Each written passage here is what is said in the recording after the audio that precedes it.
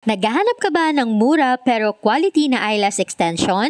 Bakit hindi mo subukan itong Moonlight Lashes by Abby na located dito sa Sitio Canlumon 1, Barangay Bidal Mundo, Mansalay? Isa lang din naman ako sa mga satisfied client na paulit-ulit na bumabalik dahil sa maganda at solid na serbisyo. At dahil tayo nga ay solid client, nitong nagdaang Pasko lamang ay nagbigay ang Moonlight Lashes ng free eyelash para sa atin. At dahil busy ang inyong kumarites palagi, ngayon pa lang natin ito i-avail. Kaya tara na mga kumarites, samahan niyo ako for today's kaartihan. Gagamitin ko na nga din po pala ang pagkakataon nito na magpasalamat sa inyo mga kumarites. Maraming salamat po dahil 1K followers na po tayo dito sa aking Facebook page. Woo! Yeah!